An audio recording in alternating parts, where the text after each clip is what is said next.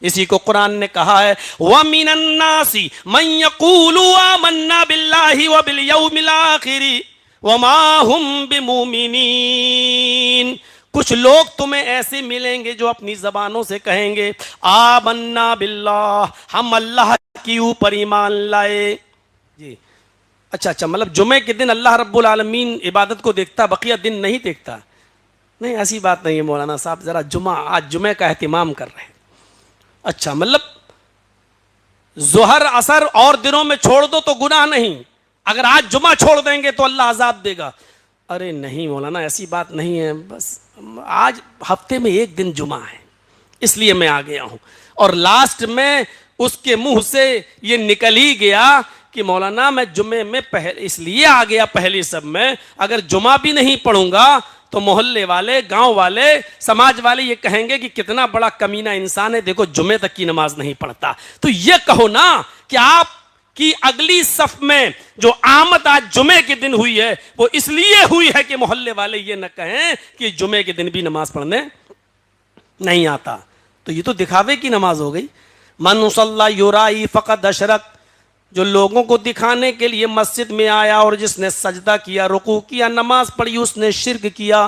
اب آپ کا یہ قیام اگرچہ آپ پڑھ رہے ہیں الحمدللہ رب العالمین الرحمن الرحیم مالک یوم الدین، سب کچھ پڑھ رہے ہیں، لیکن اب آپ کا قیام اللہ کے لیے نہیں ہے، آپ رکوع کر رہے ہیں، آپ کا رکوع اللہ کے لیے نہیں ہے، آپ سجدہ کر رہے ہیں، آپ کا یہ سجدہ اللہ کے لیے نہیں ہے، کیونکہ آپ اس لیے آئے ہیں کہ اگر ہم نے جمعے کی بھی نماز نہیں پڑھی تو لوگ کیا کہیں گے؟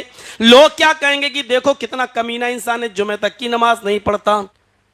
وَبِالْيَوْمِ الْآخِرِ، اور جو کہیں گے ہم قیامت کے دن کے اوپر بھی ایمان لائے، یعنی ہم اللہ پر ایمان رکھتے ہیں، قیامت پر ایمان رکھتے ہیں، جنت جہنم پر ایمان رکھتے ہیں، فرشتوں پر ایمان رکھتے ہیں، اس کی کتابوں پر ایمان رکھتے ہیں، اس کے بھیجے ہوئے رسولوں پر ایمان رکھتے ہیں، اچھی بری تقدیر پر ایمان رکھتے ہیں۔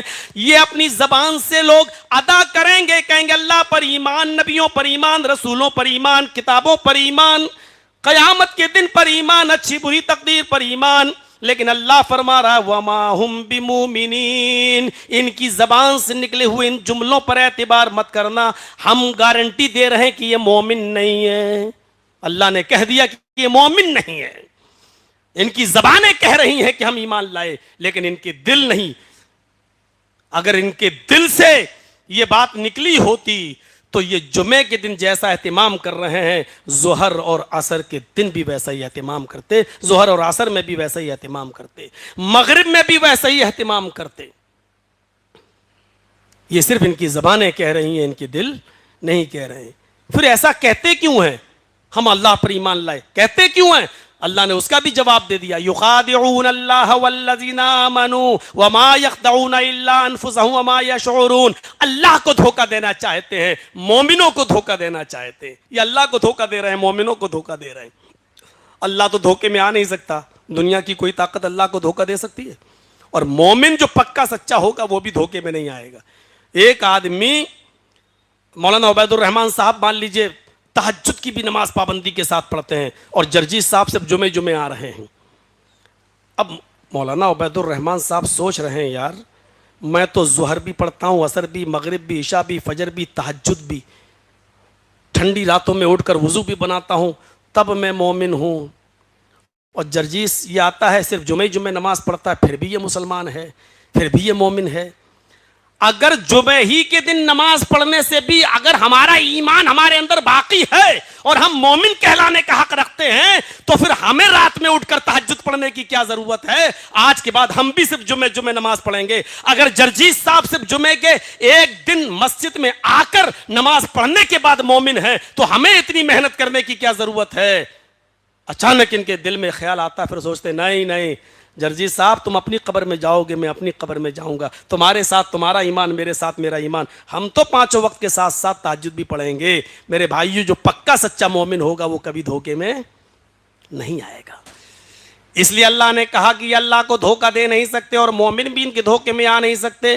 یہ سمجھ رہے ہیں کہ اللہ کو دھوکہ دے رہے ہیں، یہ ہم جمعے ان کی مسجد میں پہنچ کے نماز پڑھ لی، یہ بھی بیچارے ہمیں اپنا بھائی سمجھ رہے ہیں، مسلمان سمجھ رہے ہیں۔ وما یخدعون الا انفسهم، یہ اپنے آپ کو دھوکہ دے رہے ہیں، اللہ کو نہیں، مومن کو نہیں، یہ اپنے آپ کو دھوکہ دے رہے ہیں۔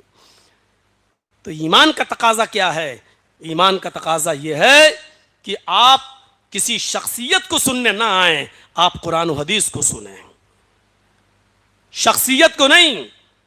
اہل حدیثوں میں یہ بیماری بہت زیادہ تیزی کے ساتھ پھیلتی جا رہی ہے۔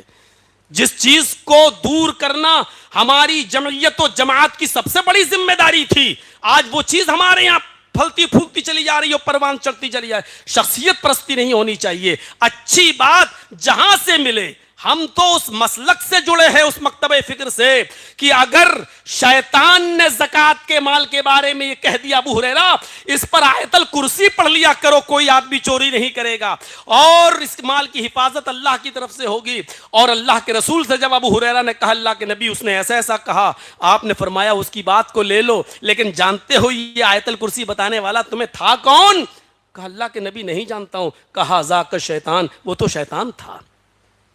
ہم تو اس مکتبہ فکر سے جڑے ہیں کہ اگر اچھی بات شیطان کے منہ سے بھی نکل جائے اور اس اچھی بات پر جناب محمد رسول اللہ اپنی مہر لگا دیں تو ہم اس کو بھی آمنا و صدقنا کہہ دیتے ہیں۔ شخصیت پرستی ہمارے اندر بہت چلی آ رہی ہے۔ کوئی صاحب آ گئے تو بھیڑ لگ گئی۔ ویسے آپ کے مسجد کے مولانا بھی معاف کیجئے گا قرآن و حدیث ہی سناتے ہیں، وہ کوئی نئی بات دوسری بات نہیں بتاتے ہیں۔ اب آپ یہ ان کو تو روز ہی سنتے ہیں، یہ کبھی کبھی قرآن و حدیث تو وہ چیز ہے کہ آپ روز سنیے، جو بتائے اس کے منہ سے سنیے آپ، تو یہ ہونی چاہیے۔